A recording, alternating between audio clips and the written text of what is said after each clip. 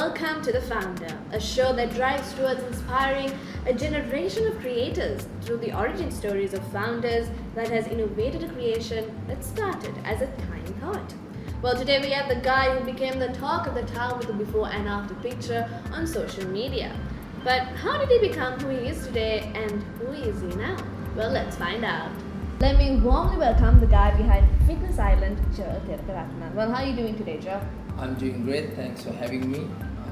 It's a good start. Yeah, well, jumping right into the first question, who is Joel Thilakarathne without the title?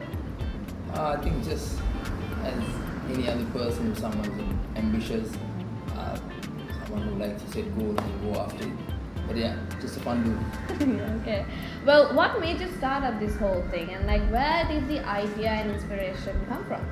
So basically, I was playing rugby for college. So any rugby knows fitness is kind of a background for rugby. Yeah. So we had a lot of gym fitness work to do while we were playing. So towards the last year of my last year playing for college, I kind of caught a passion to it. Kind of enjoyed going to the gym. Not the initial say, but towards the end. So then I thought, okay, after this also I want to continue something on this particular field. So right after that, then we created an online blog, and we were kind of writing articles, getting help from people who were experienced in the industry at that point. So we were interviewing, similarly we were interviewing them, asking about their fitness journey, and doing little videos, and that's kind of how we got into it.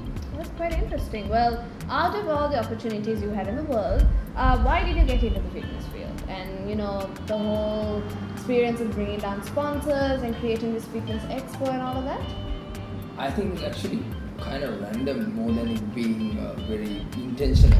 We kind of fell into the space because we had love, because I think anything starts with passion. So we had a passion and love for fitness, and when I say we, it's me and my friend. Yeah. And then just getting into it, and then I think one led to another, and we suddenly found ourselves doing events, then obviously opening a store and things like that. So everything started with passion. I wouldn't say it was very intentional, or we want to get into the fitness industry, but it was more like, we are here now, so let's make something out of it. Yeah.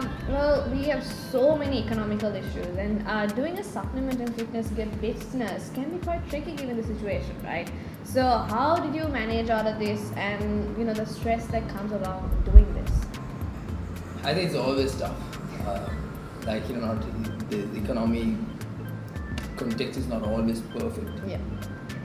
We went through quite a few. So I think it started with the Easter attack, then COVID, and then the economic collapse and all of that. So we went through quite a few phases, and it was definitely a challenging phase, but it's kind of adapting to that particular situation. For example, when COVID was closed, we had to go on full on, kind of shift our entire strategy to delivery, for example, because we didn't have a lot of people walking, people couldn't go out. Yeah. So it's kind of adapting to what the requirement is at that moment. So yeah, again, it was not an easy stuff, but kind of figuring out what works at that point, because delivery at that point works. Maybe now people are kind of back to going out, exploring places. So then again, we need to shift our focus towards both. Yeah. So it's kind of looking into where the market is heading, and making decisions based on that. Yeah. Okay. All right. So what were the major failures you faced while passing through this quite tough journey? Hard to pinpoint at one or two particularly, because we've had quite a few, which don't get spoken of quite often. But I think we've done a few events which didn't kind of turn up to the expectation we want. So we kind of lost. There have been days we've kind of lost on those. And then when I say failures, even in terms of retail products, we bought down products that didn't sell. So I think failures are in pretty much every department, but which don't get spoken on. But we did have quite a few failures. Alright. So what made you talk into bringing bigger fitness celebs such as Kai Green, and bringing them down to Sri Lanka? What made you initially think about that? Because we saw in the market, all the other countries had these fitness expos and things like that, which we didn't. So we thought it'd be cool for us, because we might not be able to do it at that scale, because Sri Lanka being a small country, it's very difficult to kind of get sponsors, get influencers, celebrities on the bigger international stage. So we thought, okay, let's do whatever we can, and we did something in our scale, but that's all something which we're looking to expand and kind of do it a bigger scale this coming year. Alright. So did you decide straight away what you want to do, or did you end up changing your mind with this whole idea? I think we changed our mind quite a few times.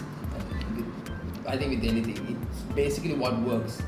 So we identify what works, and when you said failure, so we had stuff that didn't work. So we kind of take them off, identify what. So we did change our mind time to time. So there were points where we were focused more on services, and then there are times we are focused more on doing products.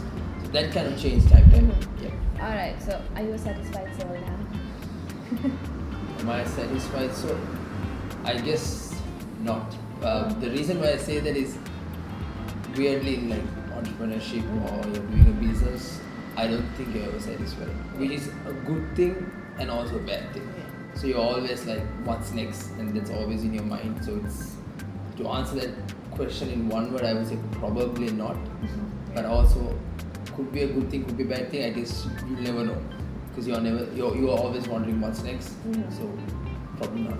Okay. What would the advice you would give to youngsters who are trying out similar stuff like this? Advice quite a few, but I'll try to see what I can narrow it down to. Probably find things that work, not find things that's popular, or it's not always also do with passion. Find things that work. Find things that the market wants, not what you want to do. So be very careful when you identify.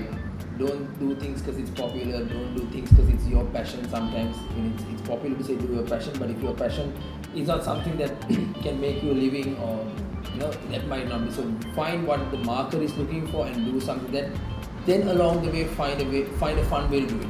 So you enjoy the process and get a good team, things like that. But yeah, that's about it. Alright, thank you so much. Well, that's it for today on this episode. But stay tuned in as we journey through the far corners of Sri Lanka and unveil the founder in you. Well, until next time, this is Ninika signing out. Have a pleasant day.